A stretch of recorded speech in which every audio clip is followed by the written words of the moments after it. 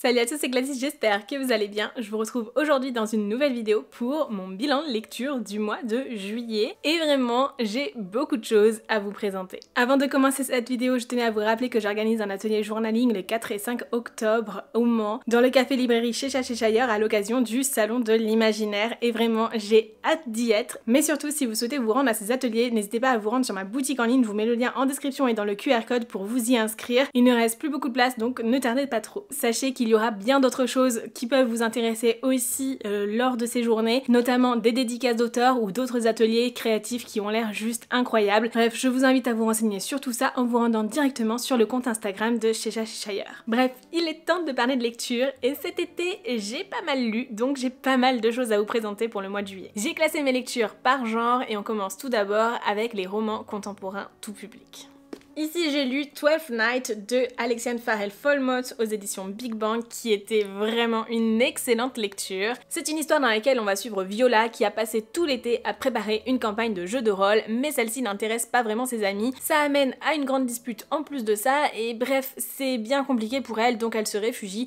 dans un jeu en ligne qu'elle maîtrise à la perfection et qu'elle adore. Ça va lui permettre de passer un petit peu son temps. D'autant plus qu'elle a besoin de relâcher la pression parce qu'à côté de ça, eh bien, elle doit organiser un bal du lycée et vraiment, c'est quelque chose qui l'exaspère au plus haut point, d'autant plus que son co-organisateur, Jacques Orsino, n'est vraiment pas très investi dans ce qu'il fait.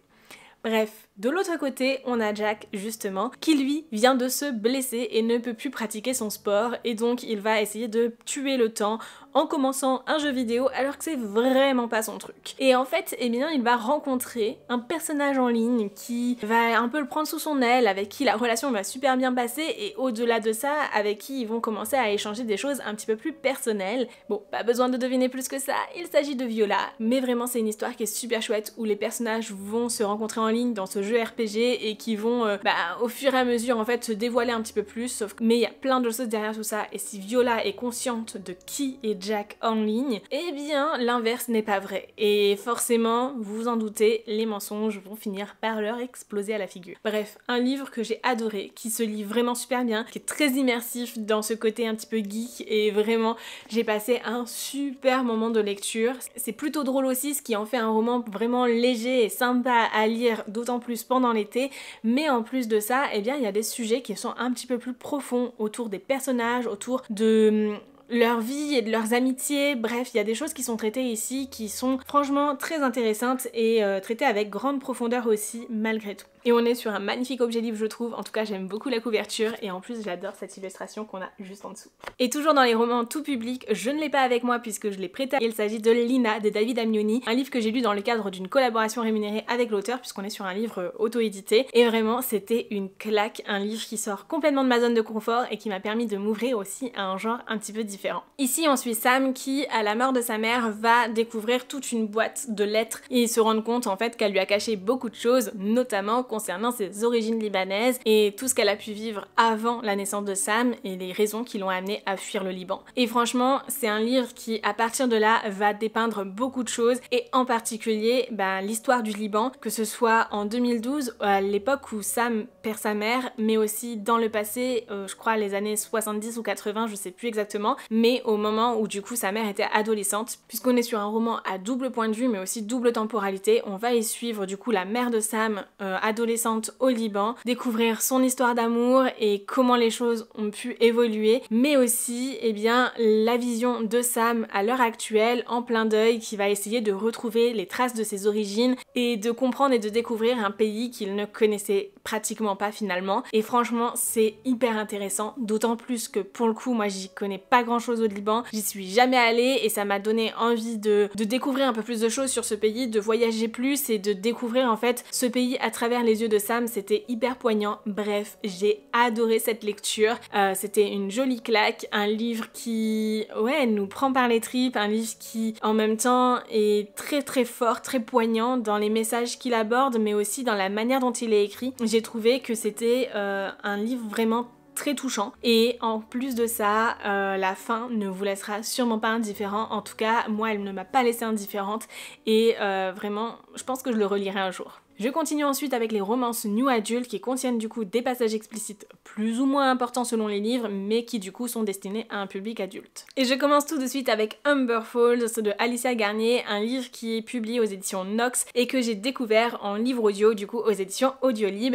et c'est l'occasion pour moi de vous présenter aussi le partenaire de cette vidéo. Puisque si vous ne le savez pas, je lis énormément de livres audio et en plus de ça, eh bien j'en lis beaucoup sur Nextory, qui est une application de lecture numérique sous laquelle vous allez pouvoir découvrir des livres sous plusieurs formats, de la presse, des podcasts, des BD, des e-books, mais aussi des livres audio, et qui est clairement du coup le format que je consomme le plus sur cette application. Si vous souhaitez découvrir Nextory à votre tour, n'hésitez pas à passer par mon lien juste ici dans le QR code ou en description qui vous permet d'avoir 45 jours d'essai gratuit de l'application au lieu de 15. C'est gratuit, c'est sans engagement et surtout ça vous permet de découvrir vraiment ce format et de tester pour voir si c'est quelque chose qui peut vraiment vous correspondre. D'autant plus que c'est une application qui fonctionne avec un temps d'écoute, donc vous avez plusieurs abonnements disponibles, 15 heures, 30 heures ou 50 heures par mois selon votre budget et vos envies d'écoute, et c'est modulable dans le temps. Vous pouvez changer d'un abonnement à un autre si vous le souhaitez, c'est vraiment sans engagement et vous pouvez quitter quand vous le souhaitez. Moi ce que je trouve génial, c'est qu'en fait vu que c'est uniquement par rapport au temps d'écoute, eh bien ça ne décompte que le temps que vous écoutez vraiment. Donc quand je fais des lectures un peu hybrides avec à la fois du livre audio, du livre papier et que j'alterne entre les deux,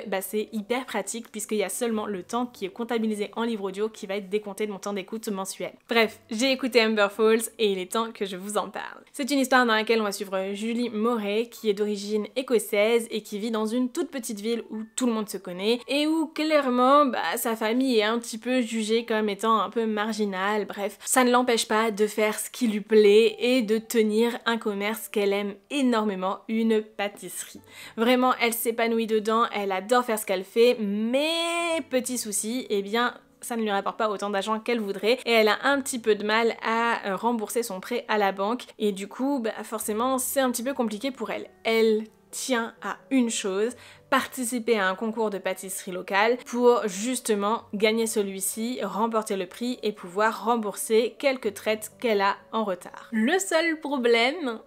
Tate, c'est son ami d'enfance, son meilleur ami d'enfance, qui est clairement aussi son plus grand rival, son plus grand concurrent à l'heure actuelle, et forcément, eh bien, elle ne peut pas faire le poids face à l'ampleur et la popularité de la pâtisserie de Tate, et du coup, ça va être très compliqué pour elle. D'autant plus que lui va lui proposer un marché un peu particulier. Il va lui demander de jouer sa fausse petite amie pour un repas de famille, sachant qu'elle est sortie avec le frère de Tate par le passé. C'est clairement la proposition la plus absurde et inattendue possible, mais pour autant, elle va accepter. Et vraiment, c'est un livre qui est très intéressant dans l'évolution de la relation des personnages parce qu'on est clairement sur la trope He Falls First. On a Tate qui est vraiment hyper intéressée par Julie depuis super longtemps, et en fait le fait d'avoir le point de vue des deux personnages mais aussi une narration à la fois au passé et au moment présent, et bien justement ça permet de découvrir tout ça, de comprendre que Tate est bien intéressée par Julie, qu'il s'en est passé des choses entre temps et que clairement ses sentiments sont toujours là, et c'est vraiment un livre cosy, small tone, cocooning. Enfin franchement si vous cherchez une romance un petit peu dans cet esprit là, je pense que ça pourrait beaucoup vous plaire. Après je trouve qu'il y aurait peut-être certaines choses qui auraient pu nécessiter quelques approfondissements, notamment autour de la romance, parce que même si on voit bien que les sentiments de Tate sont là depuis longtemps, il y a des choses qui, je trouve, ont peut-être évolué un petit peu plus vite. Dans la psychologie des personnages, dans la manière dont ils sont travaillés, on retrouve des manières de faire de l'autrice. Mais c'est vrai que pour ma part, j'ai adoré la manière dont elle a pu travailler ses personnages dans Can't Help Falling in Love, et du coup, eh bien, ici on n'est pas dans quelque chose d'aussi travaillé que ça. Je dirais que ça se rapproche un petit peu plus du côté bon vivant que l'on peut retrouver dans Rebel University par exemple. En tout cas c'était très sympa à lire, en tout cas à écouter, et vraiment si c'est un livre qui peut vous intéresser, je ne peux que vous le recommander. J'ai également écouté Happy Place de Emily Henry qui est publié aux éditions Hauteville et qui est également disponible en livre audio aux éditions Audio-Télém et que vous allez pouvoir retrouver du coup sur Nextory. Happy Place c'est un livre dans lequel on va suivre Harriet et Win qui est un couple un peu particulier puisqu'ils se sont séparés mais ne l'ont dit à personne jusqu'à ce qu'ils se retrouvent à passer des vacances avec leurs amis et qu'ils n'osent pas le dire et du coup qu'ils fassent semblant d'être toujours en couple et de toujours filer le parfait amour alors que ce n'est plus le cas depuis bien longtemps, mais voilà, qui n'ont pas du tout osé le dire, et là c'est clairement pas le moment puisque leurs amis ont décidé de se marier pendant ces vacances-là de manière très soudaine et un peu impromptue, mais du coup vont décider en fait de faire la fête clairement tout au long des vacances. C'est un livre dans lequel du coup on va suivre Harriet et Win qui vont progressivement se rapprocher, se rendre compte que bah oui, en fait il y a toujours des sentiments entre eux, qu'elles se connaissent toujours aussi bien et voilà qu'il y a toujours cette petite étincelle, mais c'est à la fois très progressif de ce côté-là et à la fois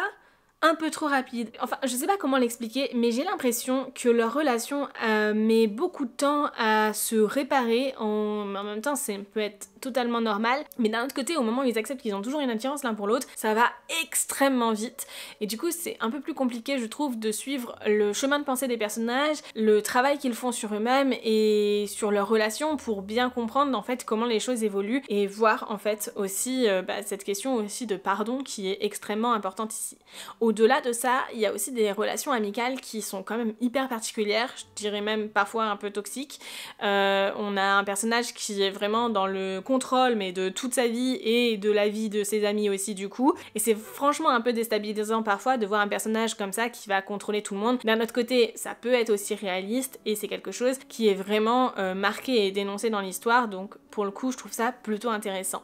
Mais moi ce qui m'a surtout dérangé dans ce livre, et d'ailleurs je vous en ai parlé dans un vlog lecture que je vous remets juste ici, c'est que j'ai trouvé que c'était un livre qui parlait énormément d'alcool. Les personnages consomment de l'alcool à outrance et à longueur de temps tout au long de l'histoire, et je peux comprendre que pour certains faire la fête soit synonyme de consommer de l'alcool, c'est pas mon cas, mais vraiment j'ai trouvé ça hyper dérangeant parce qu'à aucun moment en fait c'est vraiment dénoncé et le seul personnage qui ne boit pas de l'alcool le fait pour une raison bien particulière. Et du coup c'est franchement hyper particulier d'avoir un livre comme ça qui banalise complètement la consommation de l'alcool tout au long de l'histoire, et je crois que ça va même plus loin parce que de mémoire il y a aussi d'autres substances qui tournent aussi. Mais vraiment, donc voilà, c'est clairement un livre qui ne m'a pas convaincue, c'était le premier que je lisais de l'autrice et du coup bah forcément maintenant j'ai plus trop envie d'en lire d'autres. J'ai quand même Funny Story dans ma pile à lire, donc à un moment donné je le lirai et je découvrirai autre chose pour lui donner une seconde chance, mais vraiment j'ai été plutôt déçue d'être un peu avec un avis à contre-courant de ce qui peut se dire ailleurs, puisque c'est clairement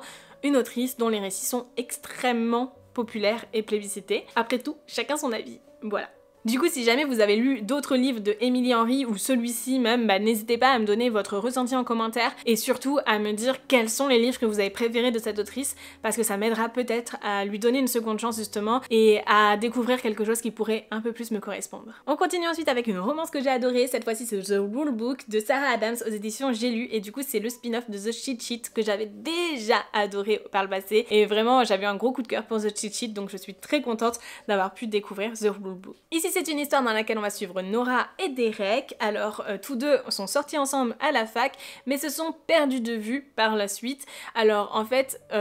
pour tout dire, Nora a rompu avec Derek de manière plutôt abrupte sans vraiment d'explication. En tout cas pour elle c'était clair, mais elle a pas vraiment eu le temps d'expliquer les choses à Derek et lui est resté un petit peu avec ça en travers de la gorge, n'a pas forcément réussi à trouver une autre relation dans laquelle s'épanouir, et surtout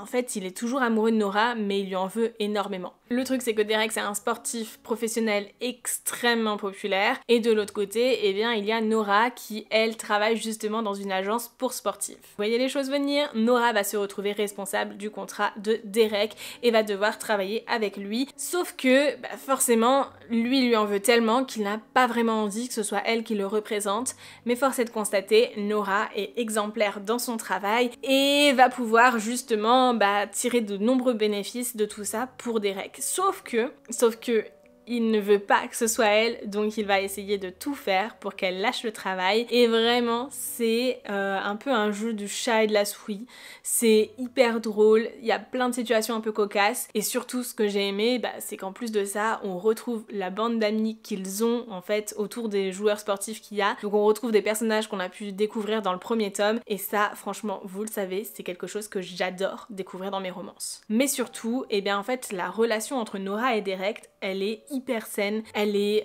finalement très green flag, alors qu'on pourrait se dire que sur une seconde chance comme ça, après une telle rupture, ça pourrait ne pas être le cas, et pour autant c'est des personnages qui vont vraiment communiquer, qui vont apprendre en fait finalement de leurs erreurs et progresser et avancer dans une direction qui leur convient réellement. Et vraiment c'est un livre que j'ai adoré, j'ai pas vu les pages défiler et j'ai passé un pur moment de plaisir. On n'est pas sur un coup de cœur mais clairement presque, parce que vraiment c'était une superbe lecture et j'en garde un très bon souvenir. Par contre, j'ai eu un coup de cœur pour Cross the Line de Simone Soltani aux éditions J'ai lu. Ici, c'est une histoire dans laquelle on va suivre Willow qui est diplômée en communication mais qui n'a pas trouvé de travail juste après l'obtention de son diplôme. Bon, elle avait mis la barre très très haut, elle espérait avoir même un job avant de passer son diplôme. Force est de constater, les choses ne se sont pas faites aussi vite qu'elle l'espérait, sauf qu'elle habite à New York et autant dire que même si elle est dans une coloc, eh bien au bout d'un moment, il va bien falloir qu'elle avance dans sa carrière et qu'elle trouve un travail surtout.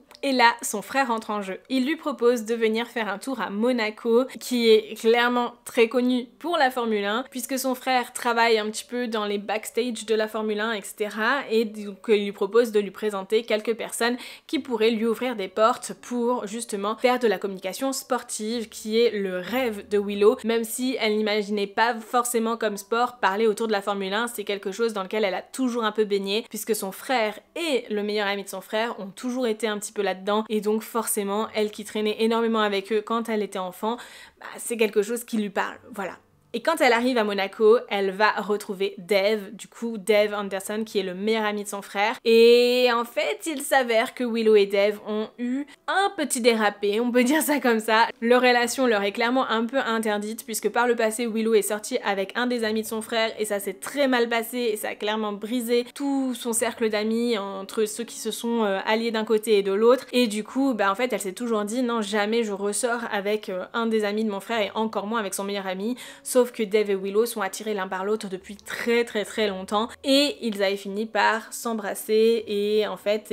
il s'avère que 6 mois après quand ils se retrouvent, il y a toujours un petit quelque chose entre eux. Sauf que Dave lui propose de gérer ses propres réseaux sociaux puisqu'il s'avère qu'il a bien besoin de quelqu'un pour le sortir d'un pétrin dans lequel son ancienne chargée de communication l'a mis et du coup il aurait bien besoin de ça pour redorer son image. Et en fait, ils vont travailler ensemble et au fur et à mesure finir par céder à cette tentation irrésistible entre eux puisque mine de rien ils sont attirés l'un par l'autre depuis extrêmement longtemps.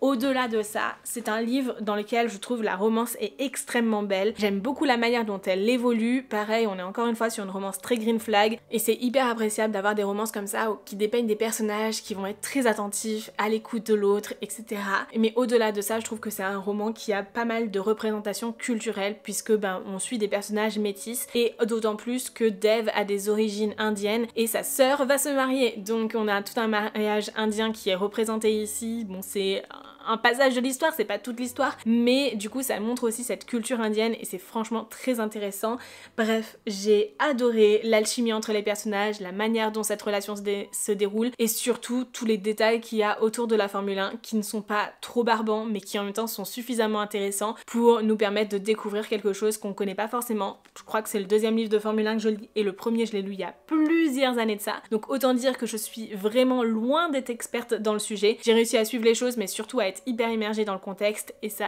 c'est hyper important. Bref, un pur moment de plaisir, j'ai eu un gros coup de cœur pour ce livre et je ne peux que vous le recommander. Et d'ailleurs si vous le souhaitez, le livre audio sera disponible sur Nextory à partir du 25 septembre. Avant de passer au Romantaisie, on continue ensuite avec le dernier livre de romance contemporaine que j'ai pu découvrir au mois de juillet et il s'agit de Forget Me Not de Julie Soto, un livre paru aux éditions Hauteville en format broché et également aux éditions Audiolib pour le livre audio. D'ailleurs, je ne l'ai pas en ma possession puisque je l'ai prêté à une amie tellement je l'ai aimé. Il s'agit ici de l'histoire d'Ama qui est organisatrice de mariage et va organiser le plus gros mariage de sa carrière depuis qu'elle s'est mise à son compte. Et vraiment pour elle, c'est un mariage qui est extrêmement important parce que c'est un mariage qui va lui permettre d'avoir une certaine visibilité et de développer à une nouvelle échelle son entreprise. Sauf que les mariés ont décidé de travailler avec Elliot Bloom et qui est certes un fleuriste de talent mais qui est aussi son ex. Et En fait, on va suivre la relation d'Ama et Elliot à la fois dans le passé, donc comment elle s'était construite et comment elle a pu aussi se finir, mais aussi au moment présent bien sûr, dans l'organisation de ce mariage somptueux où ils vont repasser du temps ensemble et travailler ensemble va les amener aussi à raviver ces sentiments qui ne s'étaient jamais vraiment éteints entre eux. La raison pour laquelle ils avaient rompu était surtout que Ama ne se projette pas du tout dans une relation amoureuse de long terme, elle n'y croit pas puisque sa mère s'est mariée genre 19 fois et du coup pour elle en fait le mariage ne signifie pas grand chose quand bien même ce sont des événements qu'elle organise à longueur de temps et donc elle a beaucoup de mal à se projeter dans une relation amoureuse qui tiendrait autant sur la durée alors que c'est tout ce qu'Elliot souhaite et dont il rêve et franchement c'est une histoire qui est vraiment très belle, qui évolue progressivement avec les personnages et on va les suivre comme ça sur différentes temporalités et je trouve que c'est vraiment très intéressant de suivre en fait du coup la globalité de cette histoire. Au-delà de ça, l'organisation de mariage est clairement au cœur du sujet, que ce soit au moment présent ou dans le passé puisque ce sont des personnages qui ont toujours un peu travaillé ensemble autour de ça donc forcément c'est hyper présent dans leur quotidien et clairement ça peut faire un peu rêver, c'est vraiment grandiose et ouais c'est vraiment super beau à lire et au-delà de ça il y a toute une réflexion sur la peur de l'engagement, sur la confiance aux autres etc. Et franchement c'était une très très chouette lecture. On n'est pas sur un coup de cœur mais j'ai passé un super moment de lecture avec ce livre et même si j'arrive pas forcément à mettre le doigt sur les choses qui m'ont peut-être un peu moins plu et qui ont fait que c'est pas un coup de cœur, c'est clairement une histoire que j'ai vraiment appréciée et que je ne peux que vous recommander. On passe maintenant au romantasy et dans ce genre-là, j'ai lu The Wind Weaver de Julie Johnson aux éditions Hugo dans la collection romantasy justement et il existe aussi en livre audio sur Nextory. C'est une histoire dans laquelle on va suivre Ria qui est une halfling dans un monde où justement ces êtres hybrides mi-humains, mi-elfes sont clairement bannis, persécutés et du coup elle échappe de justesse à une mise à mort au moment où le commandant Sith l'enlève. Et s'il l'enlève c'est parce qu'il a une idée bien particulière derrière la tête. Il s'avère que Ria est la clé d'une prophétie. En tout cas l'une des clés puisqu'il faut réunir 4 êtres de ce monde qui possèdent les 4 pouvoirs des éléments. Et Ria en possède un, elle possède l'air et du coup ça sera extrêmement important pour elle d'apprendre à le maîtriser mais surtout il faut réunir les 4 éléments différents. Et forcément ça amène les personnages à partir dans une quête mais surtout à devoir fuir pour se protéger puisque forcément ce pouvoir c'est à la fois une bénédiction et un salut. C'est-à-dire qu'il est tellement important qu'il est aussi recherché par des personnes qui ont de mauvaises intentions. Donc forcément, Ria va sans cesse devoir se protéger et essayer de survivre dans un monde impitoyable où en fait elle ne maîtrise même pas son pouvoir et du coup en parallèle de tout ça, il faut aussi qu'elle apprenne à l'utiliser. Bref, une histoire qui est franchement très intéressante sur de nombreux aspects où j'ai adoré le principe des différents pouvoirs et la problématique qui s'y pose, de la manière aussi dont ces pouvoirs se réincarnent à chaque fois en une nouvelle personne pour qu'il y ait toujours 4 êtres qui détiennent du coup ces pouvoirs là et en même temps j'ai tellement envie d'en savoir plus. Je trouve qu'on manque un peu encore d'informations dans ce premier tome. J'aimerais en savoir plus sur le destin de ce monde, j'aimerais en savoir plus sur la manière dont les dieux contrôlent les choses parce qu'il y a toute une question de divinité dans tout ça aussi qui est fortement liée à la prophétie justement et vraiment c'est une histoire qui de ce côté là m'a énormément plu et m'intrigue énormément. Sauf que j'ai eu un peu plus de mal avec les personnages masculins et en particulier avec le personnage de Sith ou autrement dit Pendefer. C'est un personnage qui clairement est un red flag ambulant et du coup ça m'a un peu dérangée, voilà. C'est pas du tout ce que j'attendais ici d'un point de vue de la relation qui se tisse et même s'il y a des choses qui s'apaisent dans le temps, clairement le début de cette histoire m'a un peu rappelé certaines choses que l'on peut retrouver dans Guild par exemple. Mais franchement, à part ça, je trouve qu'il y a d'autres personnages qui sont très intéressants, notamment le personnage de Soren dont j'aimerais en apprendre beaucoup plus et je crois que par la suite il va avoir plus de choses sur lui mais on verra bien, parce que la suite n'est pas encore parue. Et aussi les des autres personnages qui sont beaucoup plus secondaires mais qu'on va retrouver notamment un peu plus dans la deuxième partie du roman, enfin dans la deuxième moitié, et qui vont clairement former une famille de cœur où Ria va un peu plus trouver son compte, trouver ses marques et apprendre à vivre dans un royaume qui n'est pas le sien et finalement repartir sur de nouvelles bases dans la vie. Et franchement, ces personnages sont super intéressants. J'ai vraiment passé un bon moment de lecture avec ce livre malgré tout, même si voilà, il y a des petites choses qui m'ont fait un peu plus tiquer et qu'il y a clairement des facilités, des choses qui ne sont pas aussi approfondies que je l'aurais aimé. On est sur une très bonne lecture, c'est un livre dont j'avais vraiment envie de lire la suite en plus après avoir fini le premier tome, mais ça reste quand même une petite déception parce que j'avais énormément d'attentes pour ce livre et que du coup ce premier tome n'a pas répondu à toutes les attentes que je pouvais avoir. Je pense que j'avais mis la barre beaucoup trop haut et du coup forcément ouais, j'ai pas trouvé tout ce que je voulais et pour autant, eh bien, j'ai quand même passé un vraiment bon moment de lecture et je suis très contente d'avoir pu le lire. Ensuite, j'ai lu Le Roi Dragon de Lucille Chaponnet qui du coup est un livre auto-édité. C'est une histoire dans laquelle on va suivre Cassiopée, qui est la princesse d'Argentia, qui va se retrouver clairement à devoir prendre les rênes de son royaume avec son frère à la mort de ses parents. Et elle va donc participer à un tournoi pour devenir la future épouse du roi dragon, de manière à forger une alliance extrêmement importante et nécessaire dans un monde en guerre. Sauf que cette compétition, c'est pas juste séduire le roi dragon, ce serait beaucoup trop simple, c'est aussi séduire toute la cour qu'il y a autour, mais aussi séduire les dragons eux-mêmes parce que c'est extrêmement important. Peut-être séduire c'est pas le terme approprié parce que clairement il n'y a pas de relation amoureuse avec les dragons, mais c'est correspondre aux dragons parce que en fait finalement ce royaume lui il est plutôt régi par les dragons eux-mêmes. C'est un peu eux qui ont leur mot à dire dans l'histoire et du coup forcément il faut que la future épouse du roi puisse aussi être validée et acceptée par les dragons. Donc en fait, il y a plusieurs étapes différentes dans le tournoi et il faut clairement survivre à tout ça. Voilà, même si toutes les épreuves ne sont pas mortelles. Et on va y suivre du coup Cassiopée à travers ces différentes épreuves. Au fur et à mesure, on découvre plus de choses sur l'univers, etc.,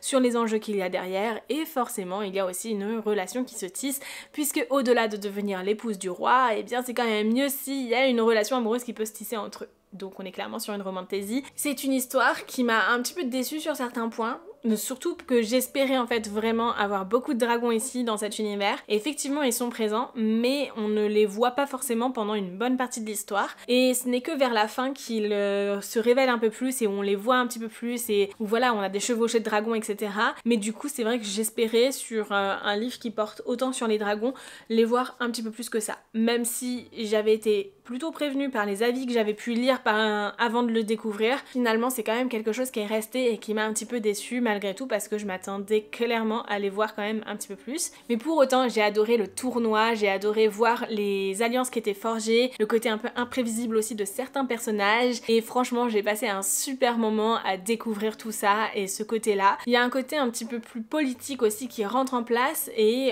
surtout finalement on se rend compte que le roi dragon il a pas forcément un rôle très important, un pouvoir extrêmement important dans son royaume et que finalement c'est un peu plus sa cour qui va gérer certaines choses à sa place et donc en fait il est un peu caché, un peu éteint par rapport au reste et franchement c'était quand même vachement intéressant de pouvoir découvrir cette facette là en fait du roi dragon aussi. Mais c'est vrai que j'ai pas forcément été hyper emballée par la romance entre les personnages. C'est pas une romance qui m'a semblé extrêmement crédible, j'ai l'impression que les choses arrivent un peu trop vite et manque de développement et d'approfondissement par moment, mais ça reste quand même une très très bonne lecture. Je suis vraiment très contente d'avoir pu découvrir ce livre. Quoi qu'il en soit, ça me donne encore plus envie de découvrir d'autres livres de dragons de Lucille, puisque je sais qu'elle en a écrit d'autres où les dragons sont plus présents, où les choses sont plus approfondies, de ce côté-là en tout cas, et du coup forcément ça me donne bien plus envie de découvrir les autres récits de cette autrice. Et le dernier livre que j'ai à vous présenter pour aujourd'hui, c'est Le Chant des Sacrifiés, le premier tome des Voix du Destin de Eulalie Le Lombard et Megaran Nolan, et c'est clairement un livre que j'ai adoré et dont j'ai absolument hâte de découvrir la suite cet automne, et donc vous pouvez être sûr que dès qu'il sortira, je me l'achèterai. C'est une histoire dans laquelle on va suivre Nova qui est mi-humaine, mi-faée et donc forcément si on découvre qu'elle est mi-faée, eh bien elle sera exécutée. Et sauf que Nova vit avec sa mère qui est aussi halfling mais qui va prendre un risque et va finalement être repérée puis exécutée. Nova se retrouve alors à prendre la fuite du jour au lendemain pour sauver sa peau, elle n'a pas d'autre choix et c'est alors qu'elle tombe sur les traces de Aran qui est clairement un genre de mercenaire qui était parti pour quelque chose d'extrêmement spécifique et va finir en fait par voyager avec Nova. Et au-delà de ça, ils vont passer à un pacte qui va sauver la vie d'Aran, mais en même temps lier la vie de Nova à la sienne. Bref, c'est une histoire que j'ai adorée. On y suit des personnages qui sont sur la route, qui vont voyager ensemble, et forcément, à travers leurs yeux, on va découvrir le reste du monde. Et franchement, c'est hyper intéressant. Au-delà de ça, il y a une relation Grumpy Sunshine qui se tisse entre eux, mais c'est clairement pas gagné d'avance. Et franchement, j'ai trop aimé le fait que ce soit un roman hyper slow burn. Ça fait du bien. Ça faisait un petit moment que j'en avais pas lu de très beaux slow burn comme ça et franchement c'est très très chouette. Et Nova elle est très fun à suivre en fait, elle est pétillante, spontanée mais en même temps un peu caractérielle et franchement c'est très chouette d'avoir de personnages comme ça. D'autant plus que Aran lui il est clairement un peu grognon tout le temps mais en même temps on sent qu'il a un très bon fond et qu'il veut juste faire en sorte à la fois d'atteindre ses propres objectifs mais aussi de protéger Nova en route. Alors oui il y a le pacte qui implique ça mais pas que je pense. Et il y a une autre chose que j'ai aimé ici, c'est que au-delà de la magie que certains êtres peuvent avoir, eh bien il y a aussi les Kvar qui sont des pierres précieuses qui augmentent considérablement la magie de ces êtres-là et les rend quasiment immortels. Et en fait tout le système de magie qu'il y a autour de ça, le fait de risquer sa vie pour aller les chercher dans des grottes souterraines, etc. C'était super intéressant et c'est vraiment quelque chose d'original que j'ai adoré découvrir dans ce roman. Donc bon, c'était une excellente lecture et je suis vraiment très contente d'avoir pu découvrir ce livre et j'ai vraiment hâte de pouvoir lire la suite. Voilà donc pour mes lectures du mois de juillet, j'espère que cette vidéo vous aura donné envie de découvrir certains livres. Surtout, n'hésitez pas à me le dire en commentaire et n'hésitez pas à me faire part aussi de vos meilleures lectures du mois qui me donneront peut-être aussi certaines idées de lecture pour la suite. En attendant la prochaine vidéo, je vous souhaite bien évidemment de très belles lectures, je vous fais de très gros bisous et je vous dis à très bientôt, ciao! Et si vous souhaitez participer à l'atelier journaling, n'hésitez pas à aller checker toutes les informations juste ici.